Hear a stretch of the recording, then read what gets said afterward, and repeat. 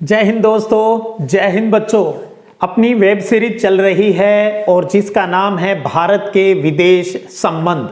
पिछले video session के अंतर्गत पिछली कहानी में हमने भारत और चाइना को लेकर किस प्रकार के संबंध है उसके ऊपर बात की और हमने देखा भी 1962 में जब पूरी दुनिया का ध्यान क्यूबा मिसाइल संकट की तरफ था, उस टाइम चाइना ने हमारी पीठ में छुरा घोंप दिया और भारत और चाइना की लड़ाई हुई। क्या परिणाम रहे सब कुछ हम अच्छे से समझ चुके हैं। कहानी को आगे बढ़ाते हैं और आज की कहानी है भारत और पाकिस्तान के संबंधों को लेकर। अच्छे से समझिएगा आज के इस टॉपिक को। हमेशा कहता हूं ये कहानियां हैं, इन कहानियों को अगर कहानी की तरह समझोगे, ध्यान दोगे तो हमेशा याद रहेगा। आज भारत और पाकिस्तान के बीच के संबंध की बात है तो एक पंजाबी फिल्म का गाना याद आ रहा है, तेरे यार नू दबण नू फिरदे सी पर दबदा किथे है। बड़ा सटीक बैठती है ये एक लाइन। तो चलिएगा स्टार्ट करते हैं। भारत और पाकिस्तान के संबंध, कैसी शांति और कैसा संघर्ष। देखिएगा, अंग्रेजों की एक नीति थी, फूट डालो और राज करो, और जाते जाते अंग्रेज यही हमारे देश के अंदर कर गए और हमारे हिंदुस्तान का बंटवारा कर दिया। अगस्त 1947 में दो नए देश है वो बने, एक हमारा भारत और दूसरा पाकिस्तान। और पाकिस्तान का बंटवारा भी आप देखिए किस प्रकार से हुआ। एक तो भारत के पूर्वी साइड में जिसको हम पूर्वी पाकिस्तान कहते थे, और दूसरा पश्चिमी साइड में यानी पश्चिमी पाकिस्तान। कितनी गंदी घिनौनी राजनीति कर गए थे अंग्रेज। चलिएगा, जो होना था वो हो गया और विश्व के मानचित्र के ऊपर दो नए देश आ गए, भारत और पाकिस्तान। अब भारत की नींव ही विवाद से पड़ गई थी इन दोनों ही देशों की। तो सबसे पहला विवाद स्टार्ट हुआ कश्मीर को लेकर। कश्मीर भारत का सिरमौर। क्या किया पाकिस्तान ने? पाकिस्तान ने 1947 के अंदर एक कबायली हमला कश्मीर के ऊपर कर दिया। क्यों कर दिया? क्योंकि कश्मीर का राजा हरि सिंह हिंदू था लेकिन प्रजा वहां की मोस्टली मुस्लिम थी। तो अंग्रेजों ने कहा, तो पाकिस्तान वालों को ये लगा भी ये तो मुस्लिम इलाका है, ये हमारे पाकिस्तान के अंदर शामिल होना चाहिए, और घिनौना काम किया और हमला कर दिया। अब क्या हुआ? इस हमले के कारण कश्मीर के दो हिस्से हो गए। एक को हम कहते हैं पीओके, पाक अधिकृत कश्मीर, और दूसरा हिस्सा जम्मू कश्मीर। जम्मू कश्मीर वाले हिस्से पर आज भी हमारा अधिकार है, भारत का अधिकार है। और जो पीओके, जो कि जबरदस्ती पाकिस्तान ने अपने कब्जे में कर लिया था इस हमले के बाद, उसको पाकिस्तान वाले आजाद कश्मीर कहते हैं। विवाद बढ़ता गया और ये मामला है वो संयुक्त राष्ट्र संघ यूएनओ में चला गया। इसका कोई स्थायी समाधान है वो नहीं निकला। सब कुछ सही रहा तो बहुत जल्द ये पीओके भी भारत का हिस्सा हो जाएगा। इस पूरे जम्मू कश्मीर के विवाद को हम आपके इसी बुक के 8वें चैप्टर क्षेत्रीय आकांक्षाएं जो चैप्टर है उसके अंदर ये पूरा विवाद है वो दिया गया है, और उसके ऊपर हम डिटेल में उस चैप्टर के अंदर बात करेंगे। आज आपको पता है जो धारा 370 का विशेष प्रावधान जेएंडके के लिए किया गया था उसको गवर्नमेंट ने हटा दिया है। तो अब लगता है एक दिन पीओके भी शायद हमारा हो जाए। तो सबसे बड़ा विवाद भारत और पाकिस्तान के बीच अगर है तो वो आज भी कश्मीर का मुद्दा है। कश्मीर हमारा है। चलिएगा, ये भी चलता रहा। फिर भी प्रयास किया गया भी कैसे भी शांति बनी रहे और जो संबंध है दोनों देशों के बीच अच्छा रहे, इस नीति पर आगे बढ़े। लेकिन फिर विवाद होता है। विवाद है नदी जल बंटवारा विवाद। सिंधु और सिंधु की सहायक नदियों के पानी के बंटवारे को लेकर दोनों देशों के बीच विवाद खड़ा हो गया, और तब ये विवाद सुलझाया विश्व बैंक ने। वर्ल्ड बैंक ने दोनों देशों के बीच मध्यस्थता की और इस नदी जल बंटवारा जो विवाद था इसको सुलझाया। और इसी विवाद के सुलझाने के लिए एक संधि पर हस्ताक्षर किए गए जिसका नाम है सिंधु नदी जल संधि।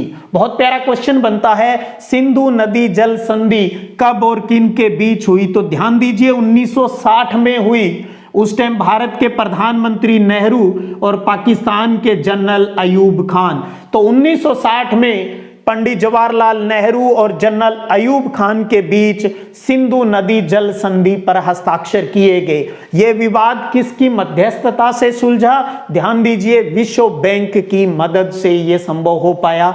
थोड़ा बहुत विवाद के साथ साथ ये समझौता लगभग ठीक ठाक है, वो चल रहा है दोनों देशों के बीच। तो कश्मीर का विवाद, सिंधु नदी जल बंटवारे का विवाद और फिर एक नया विवाद खड़ा हुआ आने वाले कुछ सालों में, और वो है भारत और पाकिस्तान के बीच में एक बड़ा युद्ध, 1965 की लड़ाई। कोई नहीं भूलेगा 1965 की लड़ाई भारत और पाकिस्तान के बीच। 1962 में भारत और चाइना का युद्ध हुआ, 1965 में भारत और पाकिस्तान का। यहां पाकिस्तान की जो बुरी नीयत थी वो थी हमारे गुजरात के कच्छ के रन के इलाके को लेकर।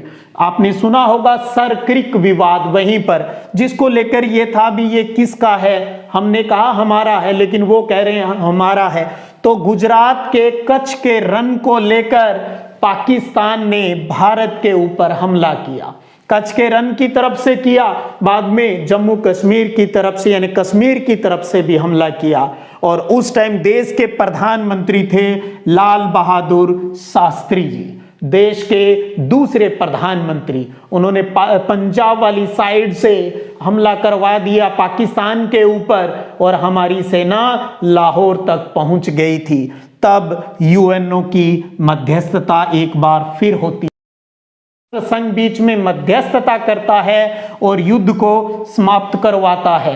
काश उसी दिन हम वहीं तक रह जाते तो ठीक था, लेकिन हमने मानवता निभाई और हम वहीं अपनी बॉर्डर के ऊपर आ गए और उनको सबक मिल गया भी भारत को कमजोर मत आंकिएगा। हमने तो 47 में भी आपसे नहीं डरे, तो 65 में तो कहां डरने वाले थे। तो 1965 की लड़ाई कच्छ के रन के इलाके को लेकर भारत और पाकिस्तान के बीच हुई। देश के प्रधानमंत्री शास्त्री जी थे और यूएनओ की मध्यस्थता से 1965 की लड़ाई है वो रुकी थी। यहां एक और प्यारा सुपर डुपर इंपॉर्टेंट क्वेश्चन बनता है और वो है ताशकंद समझौता कब हुआ? जनवरी 1966 में। और लाल बहादुर शास्त्री और जनरल अयूब खान के बीच ताशकंद समझौता, दोनों देशों के बीच एक शांति समझौता था और इस समझौते को करवाने में मध्यस्थता निभाई यूएसएसआर यानी सोवियत संघ ने। ताशकंद कहाँ है? उस टाइम सोवियत संघ होता था, आज उज्बेकिस्तान के अंदर है ताशकंद। तो जनवरी 1966 में शास्त्री जी और अयूब खान के बीच ताशकंद समझौता, मध्यस्थता सोवियत संघ ने। युद्ध रुकवाने में मध्यस्थता यूएनओ की और ताशकंद समझौते में मध्यस्थता है वो सोवियत संघ की। और सिंधु नदी जल संधि जो समझौता हुआ वो 1960 में नेहरू और अयूब खान के बीच, और ताशकंद समझौता शास्त्री जी और अयूब खान के बीच हुआ। तो 1965 के अंदर भारत विजेता बनता है। अब यहां धीरे धीरे ये देखने को मिला जो बड़े देश अमेरिका और जो चीन थे ये पाकिस्तान की मदद कर रहे थे। प्रत्यक्ष अप्रत्यक्ष रूप से अमेरिका और चीन किसको तैयार कर रहे थे भारत के खिलाफ? पाकिस्तान को, क्योंकि इनको लगता था भी एशिया के अंदर या विश्व के अंदर भारत का वर्चस्व कहीं बढ़ नहीं जाए। तो ये दगा भी देने वाले थे दोनों देश, और इनके कुछ उदाहरण भी हमें देखने को मिलते हैं। जब अमेरिकी राष्ट्रपति निक्सन की बात करें तो उनका एक प्रमुख सलाहकार रहा है हेनरी किसिंजर, जो कि जुलाई 1971 में पहले पाकिस्तान गया और पाकिस्तान से गुपचुप चाइना चला गया। अभी किसी को पता नहीं चले भी हम चाइना के भी संपर्क में हैं। तो ये वो उदाहरण है जहां इंडिया को पता चल रहा था भी क्या खिचड़ी पक रही है इन देशों के बीच में। तो इसका मतलब तीन देशों की एक धुरी बन रही थी, अमेरिका, पाकिस्तान और चाइना की। क्योंकि इन तीनों का मिलना सीधी सी बात है भारत के लिए खतरे की घंटी, भारत के लिए प्रॉब्लम। तो इस धुरी के विरोध में भारत ने फिर यूएसएसआर यानी सोवियत संघ के साथ 1971 में शांति और मित्रता की एक 20 वर्षीय संधि पर हस्ताक्षर किए और उस टाइम देश की प्राइम मिनिस्टर श्रीमती इंदिरा गांधी। गौर कीजिएगा, भारत ने पाकिस्तान, चाइना और अमेरिका उस धुरी के विरोध में ही सोवियत संघ के साथ 1971 में एक 20 वर्षीय शांति और मित्रता की संधि की थी और इसमें सोवियत संघ ने विश्वास दिलाया था भी अगर भारत की तरफ कोई हथियार उठाएगा तो हम तुरंत आपको सहायता है वो देंगे। हालांकि भारत गुटनिरपेक्ष नीति को अपनाए हुए था, तब भारत पर आरोप भी लगे थे, आप तो कह रहे हो हम गुटनिरपेक्ष है तो फिर आप सोवियत संघ के साथ ऐसा जो समझौता है वो क्यों कर रहे हो, ऐसी संधि है वो क्यों कर रहे हो। लेकिन आप समझ सकते हो अमेरिका को जवाब देने के लिए ये जरूरी था और जो जरूरी था वो कदम भारत सरकार ने उचित समय पर हमेशा ही उठाए हैं। तो भारत के लिए पाकिस्तान ने जब जब प्रॉब्लम क्रिएट की, भारत ने उसको आड़े हाथ लिया, पाकिस्तान को आड़े हाथ लिया, लेकिन बाज कहां आने वाला है ये देश। और प्रॉब्लम क्रिएट हो गई फिर एक बड़े युद्ध की, और वो है 1971 का भारत और पाकिस्तान का युद्ध होता है। और दोनों देशों के बीच युद्ध के परिणाम स्वरूप दिसंबर 1971 में एक नए देश का जन्म होता है और जिसका नाम बांग्लादेश। तो 16 दिसंबर को भारत विजय दिवस मनाता है, बांग्लादेश का जन्म होता है और इस टाइम देश की प्राइम मिनिस्टर थी श्रीमती इंदिरा गांधी। अब आप ये सोचेंगे भी 1971 का युद्ध है वो किस वजह से हुआ, तो आपको बताना चाहूंगा ये एनसीईआरटी के सिलेबस की कितनी शानदार खूबसूरती है, भी बहुत सी चीजें जुड़ी हुई है। तो आपने फर्स्ट बुक का 5वां चैप्टर समकालीन दक्षिण एशिया है वो पढ़ा है, उसमें आपने भारत और पाकिस्तान को लेकर बांग्लादेश की पूरी कहानी, आपने वहां पर बांग्लादेश युद्ध की पृष्ठभूमि को वहां अच्छे से समझा है। तो आपको याद दिलाना चाहूंगा उस कहानी का, 1970 के आसपास जो पाकिस्तान में चुनाव हुए थे तो पश्चिमी जो पाकिस्तान था जहां की प्रमुख थी जुल्फिकार अली भुट्टो, और जो पूर्वी पाकिस्तान था वहां पर थे मुजीबुर रहमान जिनकी पार्टी थी अवामी लीग। तो पूर्वी पाकिस्तान में अवामी लीग यानी शेख मुजीब है ये सभी सीटें हैं वो लगभग जीत गए थे। तो इन्होंने कहा था अब हमारा वर्चस्व होना चाहिए, हमारे को हमारे राजनीतिक हक मिलने चाहिए। क्यों ये विवाद भी क्यों हुआ, क्योंकि पूर्वी पाकिस्तान आपको पता है अधिकांश बंगाली लोग ही थे, तो उन लोगों के ऊपर जो उर्दू भाषा है वो थोपी जा रही थी, उनकी बंगाली संस्कृति और भाषा के खिलाफ एक दुर्व्यवहार है वो चल रहा था। इसलिए पूर्वी पाकिस्तान के जो लोग थे वो पश्चिमी पाकिस्तान के इस रवैये से बहुत ही दुखी थे, तो इसलिए उन्होंने विरोध कर दिया। और विरोध के फलस्वरूप क्या हुआ, उनके प्रमुख नेता अवामी लीग के जो नेता थे मुजीबुर रहमान को गिरफ्तार कर लिया जाता है। पश्चिमी पाकिस्तान की तरफ से आर्मी आकर इस आंदोलन को दबाती है और लोग भागकर भारत की शरण लेते हैं। 80 लाख के आसपास लोग हैं वो भारत की तरफ भाग रहे थे। तो भारत के लिए कितनी बड़ी प्रॉब्लम हो रही थी भी, किस प्रकार से इन शरणार्थियों की हम सारी व्यवस्थाएं हैं वो हेल्प है वो किस प्रकार से करेंगे। और श्रीमती इंदिरा गांधी के दिमाग में ये था भी ये पाकिस्तान मानने वाला थोड़ी है, 1965 में हम इनको देख चुके हैं। तो कहीं न कहीं वो टीस भी हमारे मन में थी और जरूरत थी पाकिस्तान को उसकी औकात दिखाने की, और यही किया भारत ने। फिर पूर्वी जो पाकिस्तान था उनकी सहायता की, वायुसेना थल सेना हर तरीके से हमने उनकी सहायता की, और फिर परिणाम स्वरूप भारत और पाकिस्तान के बीच युद्ध हुआ और हमने पूर्वी पाकिस्तान को एक नया राष्ट्र बनाने में महत्वपूर्ण योगदान दिया और वो नया राष्ट्र बना बांग्लादेश। अमेरिका को तो उस टाइम बहुत मिर्ची लगी थी। उन्होंने कहा बांग्लादेश की जो समस्या हुई है, पूर्वी पाकिस्तान की जो समस्या हुई है वो भारत की वजह से हुई है, और उसने जलते बुझते भारत के साथ आर्थिक जो प्रतिबंध है वो लगा दिए थे। सहायता देनी है वो बंद कर दी थी। भारत ने कहा नहीं देनी है तो मत दे सहायता, आगे की आगे देखेंगे।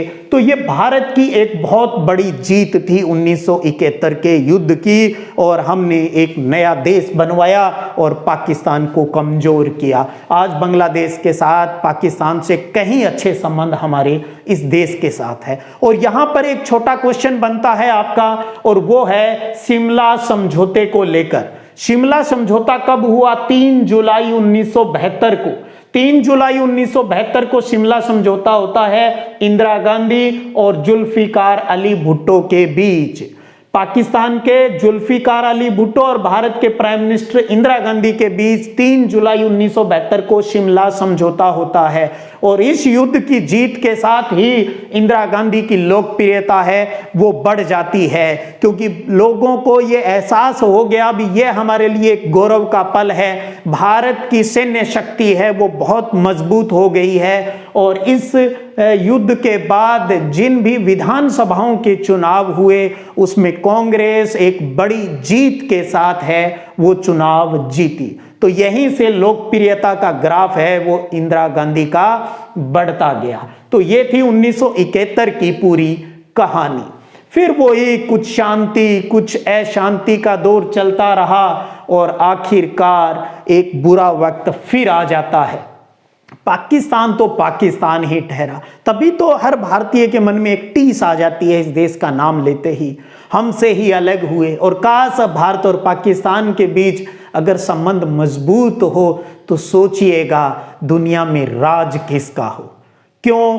ये अपनी उसे तो खत्म होना ही होना है। बस उसकी खत्म होने के जो उसका सिस्टम है ना वो हमारे लिए थोड़ा सा नुकसानदायक है। वरना आज दुनिया के अंदर भारत का वर्चस्व होता, वो वर्चस्व जहां हम जियो और जीने दो के सिद्धांत को सही मायने में लागू कर पाते। मैं एक बात बताना चाहूंगा, फरवरी 1999 आपको याद आ रहा होगा, और फरवरी 1999 के टाइम की बात करें तो देश के प्राइम मिनिस्टर थे श्री अटल बिहारी वाजपेयी जी, जो कि बस यात्रा लाहौर के लिए जो बस यात्रा भारत ने शुरू की थी उसके उद्घाटन वाले दिन ही पाकिस्तान गए थे और एक शांति के घोषणा पत्र पर हस्ताक्षर किया था फरवरी 1999 में। हम तो पाकिस्तान गए थे शांति का संदेश लेकर, लेकिन उन कमबख्तों ने क्या किया, हमें इनाम में दिया कारगिल का युद्ध। कारगिल का युद्ध कब हुआ? 1999 में। फरवरी में वाजपेयी जी गए थे और मई 1999 में हमारा कश्मीर का, जम्मू कश्मीर का जो कारगिल क्षेत्र है वहां पर LOC का उल्लंघन कर दिया, लाइन ऑफ कंट्रोल, सीमा नियंत्रण का उल्लंघन कर वहां पर पाकिस्तान ने घुसपैठ की। और उनको उकसाने वाला था उस टाइम पाक जनरल परवेज मुशर्रफ, और इस परवेज मुशर्रफ ने कहा जाता है वहां की सरकार को भी अंधेरे में रखा, गुपचुप ये सारा काम किया। जब परवेज मुशर्रफ का विरोध हुआ तो इसने क्या किया, सत्ता पलट कर दिया। आपको पता है पाकिस्तान में स्थायी रूप से कभी लोकतंत्र की स्थापना नहीं रह पाई। जब भी लोकतंत्र कुछ सफल होने की बात होती है तभी वहां आर्मी का हस्तक्षेप आ जाता है, सैन्य शासन आ जाता है। आज आपको पता है वही परवेज मुशर्रफ पाकिस्तान में आने के लिए तरस रहा है। तो ये परवेज मुशर्रफ की बदौलत कारगिल युद्ध हुआ। हमारी शांति घोषणा के पीठ में एक छुरा घोंपा पाकिस्तान ने, लेकिन भारतीय सेना कहां कम थी। ऑपरेशन विजय चलाया और ऑपरेशन विजय चलाकर जुलाई 1999 में कारगिल के सारे क्षेत्रों को भारतीय सेना ने वापस जीत लिया। तो इस प्रकार से आप देख रहे हो कभी खुशी कभी गम, और ये सारा गम दिया हमेशा पाकिस्तान ने। हमने कभी भी पाकिस्तान के साथ किंतु परंतु पहले नहीं की। उसने हमेशा हमारे लिए पहले खड्डे खोदे, हमने तो केवल उनको भरने का प्रयास किया है। आज भी भारत दुनिया में किसी भी देश के साथ पहले कोई भी छेड़खानी घोचेबाजी नहीं करता है और बाद में बख्शता भी नहीं है। हालांकि आपके सिलेबस की बात तो यहाँ खत्म हो जाती है, लेकिन आज देश के हर विद्यार्थी को पता है भी कहानी यहीं खत्म नहीं हुई थी, कहानियां आगे भी चली। याद कीजिए 13 दिसंबर 2001 का दिन, जब हमारी भारतीय संसद देश के हृदय के ऊपर आतंकी हमला किया गया। फिर कहां इस पर विश्वास किया जाए, इस धोखेबाज देश के ऊपर। फिर 2 जनवरी 2016 को पंजाब में पठानकोट वायु जो सैनिक अड्डा था उस पर इन्होंने आतंकी हमला करवाया। 18 सितंबर 2016 को जम्मू कश्मीर के उरी सैनिक कैंप पर हमला करवाया। 14 फरवरी 2019 को जम्मू कश्मीर के पुलवामा में सीआरपीएफ का जो काफिला जा रहा था उसके ऊपर पाकिस्तान ने हमला करवाया। फिर हमने भी जवाबी काम किए और पाकिस्तान को उसके घर में जाकर हमने परेशान किया था। 28 सितंबर 2016 को पाकिस्तान के आतंकी ठिकानों को नष्ट करने के लिए हमने सर्जिकल स्ट्राइक की। 26 फरवरी 2019 को पाकिस्तान के बालाकोट में जाकर हमने एयर स्ट्राइक की थी। तो जब जब इसने हमारे लिए प्रॉब्लम खड़ी की है तब तब हमने इसको सबक सिखाया है। तो इसके लिए किस प्रकार की नीति हो, फिर भी भारत कहता है अरे अभी भी टिक जा, अभी भी शांति के रास्ते पर आ जा, आतंक का जो साथ है वो छोड़ दे, आपसी अमन और भाईचारे से हम साथ रहे। यही संदेश हमेशा भारत ने पाकिस्तान के साथ साथ सभी देशों को दिया है। हर कूटनीतिक तरीके से इनको समझाने की बात की गई है, पर उम्मीद करें, सिर्फ आशा कर सकते हैं भी कभी तो इस देश को समझ में आई। अगर ये समझ इसको आ जाती है तो सोचिएगा पाकिस्तान का खुद कितना विकास हो। आज देखिएगा पाकिस्तान के हालात क्या है, आज भी वहां पर राजनीतिक आर्थिक संकट कितना बुरी तरह से है, पर पता नहीं क्यों इनको ये बात समझ में नहीं आ रही है। तो ये थी आज की अपनी कहानी, भारत और पाकिस्तान के बीच एक संघर्ष की कहानी। उम्मीद करता हूं सारे कंसेप्ट परीक्षा की दृष्टि से समझ में आ गए होंगे।